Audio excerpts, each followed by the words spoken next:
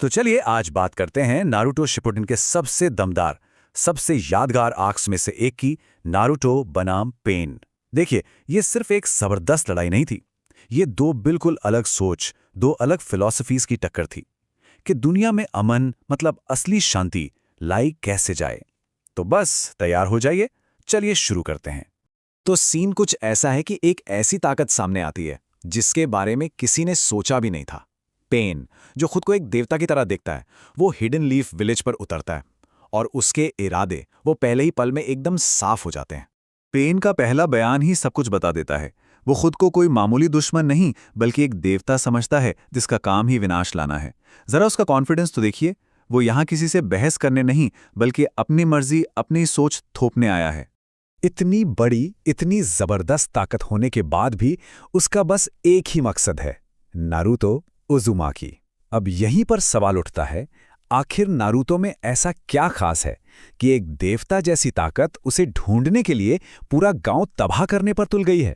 गांव की लीडर सुनाडे उसका सामना करती हैं, लेकिन पेन उनकी शांति की बातों को पाखंड कहता है। यहीं पर हमें पहली बार उनकी सोच का टकराव देखने को मिलता है। चुनाडे उस सिस्टम को बचाना चाहती हैं जो बना हुआ है, जबकि पेन का मानना है कि यही सिस्टम तो सारी हिंसा की असली जड़ है। पेन की पूरी फिलॉसफी, उसकी सोच इस एक शब्द तर्क में छुपी है। अब उसके लिए तर्क का मतलब सिर्फ लॉजिक नहीं है बल्कि दर्द है।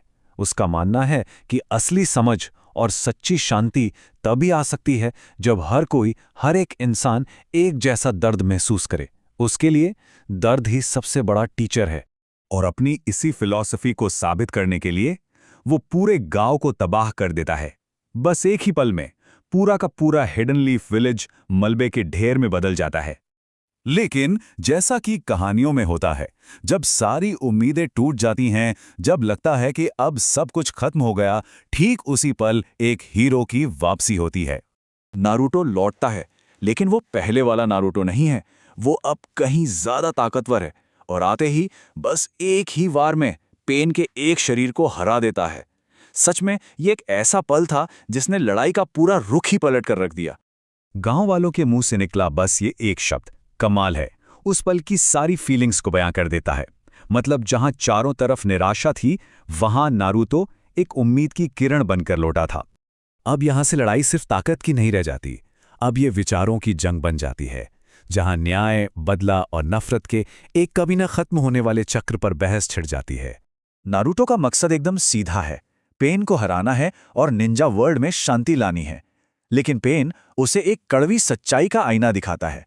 वो बताता है कि उसका परिवार भी लीफ निंजास के हाथों ही मारा गया था, जो ठीक इसी तरह शांति और न्याय की बातें किया करते थे। ये हमें दिखाता है कि कैसे एक का न्याय दूसरे के लिए दर्द और तबाही बन सकता है। और यही पेन का सबसे बड़ा तर्क है कि बदले की भावना से जो इंसाफ मिलता है, वो और ज्यादा बदले को जन्म देता है। और इस तरह नफरत का एक ऐसा चक्र शुरू हो जाता है जो कभी खत्म ही नहीं होता। ये एक ऐसा आइडिया है जो नारुतो को अंदर तक हिलाकर रख देता है। और इस कहानी का सबसे दुखद पहलू शायद यही है कि ये दोनों दुश्मन असल में एक ही सपना देखते हैं। वे दोनों अपने गुरु जिराया के देखे हुए शांति के सपने को ही तो पूरा करना चाहते हैं, बस उनके रास्ते बिल्कुल अलग हैं। तो अब यहां एक बहुत बड़ा सवाल खड़ा होता है, अगर दोनों की मंजिल एक ही है तो फिर शांति का असली रास्ता है क्या? क्या वाकई ऐसा कोई रास्ता मौजूद भी है? पेन ये सवाल सीधे नारुतो से पूछता है, पर जरा सोचिए, ये सवाल सिर्फ नारुतो के लिए नहीं है, ये हम सबके सामने एक चुनौती है कि इस नफरत के चक्र को, इस साइकिल ऑफ हेट्रेड को आखिर तोड़ा कैसे जाए। और नारुतो का जवाब सच में बहुत हैरान करने वाला है, क्योंकि वो बहुत ही ईमानदार है। वो कहता है, मुझे नहीं पता। उसके पास इस इतनी बड़ी, इतनी मुश्किल समस्या का कोई आसान सा जवाब नहीं है, और ये उसकी कमजोरी नहीं बल्कि उसकी समझदारी को दिखाता है। वहीं दूसरी तरफ पेन के पास एक पूरा प्लान है, भले वो कितना भी डरावना क्यों ना हो। वो टेल्ड बीस्ट का इस्तेमाल करके दुनिया को इतना ज्यादा दर्द देना चाहता है कि देश डर के मारे एक दूसरे से लड़ना ही बंद कर दें। लेकिन वो खुद भी ये मानता है कि ये शांति बस कुछ वक्त के लिए होगी और नफरत फिर लौटेगी।